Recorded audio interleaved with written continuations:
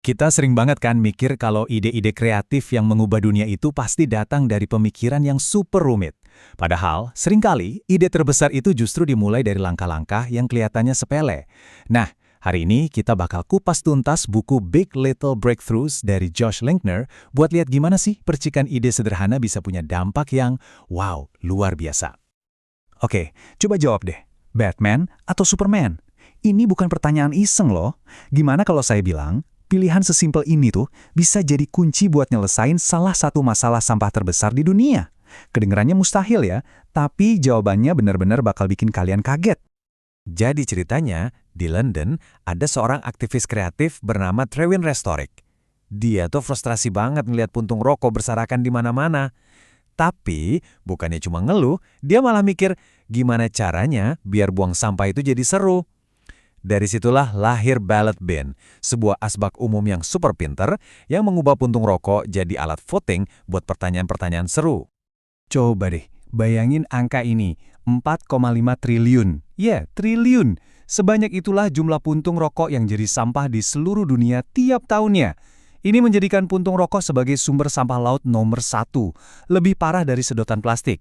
Nah, ide sederhana kayak ballot bin inilah yang secara jenius menyerang langsung ke akar masalah raksasa ini.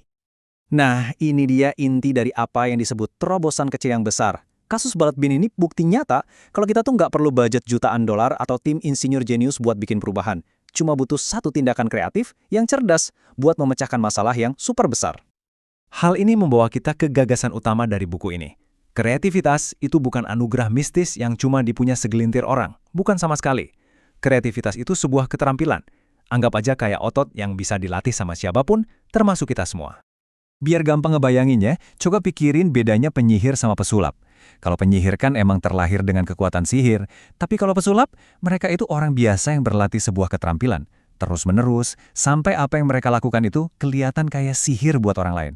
Nah, kabar baiknya adalah, dalam hal kreativitas, kita semua ini bisa jadi pesulap. Dan jangan pikir prosesnya itu gampang. Bahkan seorang jenius kreatif sekelas Lin-Manuel Miranda, pencipta mahakarya Hamilton, dia aja ngaku sering ngerasa kayak penipu pas lagi berkarya. Ini bukti paling kuat kalau kejeniusan itu dibentuk lewat perjuangan dan latihan, bukan sesuatu yang kita dapat gitu aja pas lahir. Oke, jadi gimana dong cara kita melatih otot kreativitas ini? Nah, buku ini ngasih beberapa kebiasaan yang praktis banget. Yuk kita bedah 3 yang paling nendang.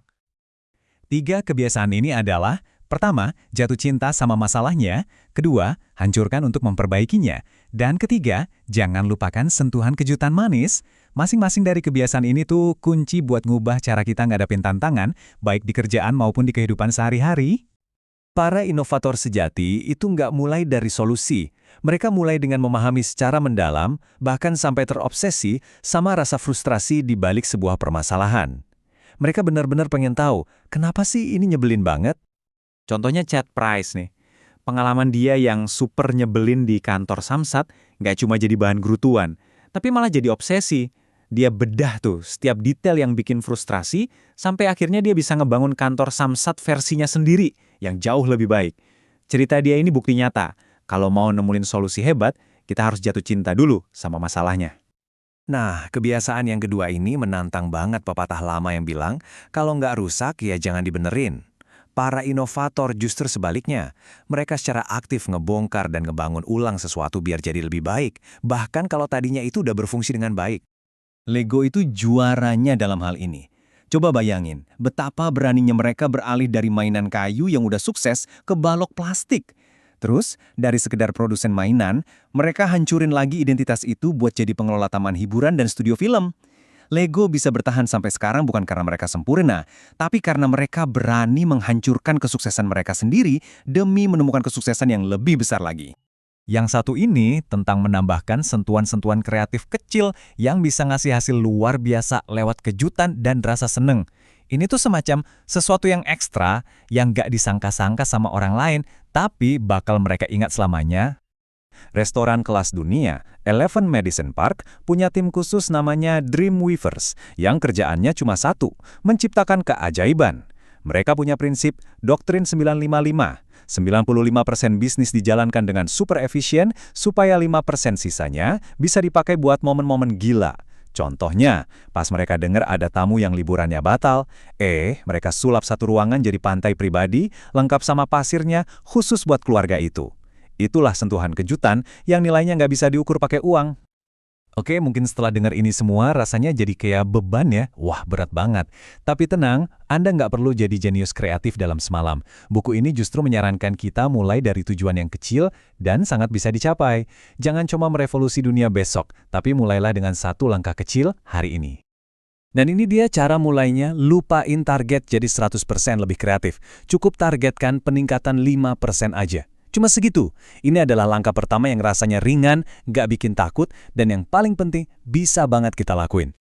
Peningkatan kecil sebesar 5% ini ada dalam jangkauan kita semua, sekarang juga. Inilah yang nantinya bakal membangun momentum. Anggap aja kayak bola salju. Awalnya kan cuma gumpalan kecil, tapi begitu terus bergulir, makin lama makin besar, dan akhirnya jadi kekuatan yang nggak bisa dihentikan. Jadi ingat ya, inovasi itu bukan cuma buat para jenius di Silicon Valley. Inovasi itu buat kita semua. Ini tentang menemukan satu perbaikan kecil, entah itu di pekerjaan kita, rutinitas kita, atau cara kita berinteraksi. Pertanyaannya bukan apakah Anda bisa, tapi di mana Anda akan memulainya. Jadi, apa satu terobosan kecil yang akan Anda ciptakan hari ini?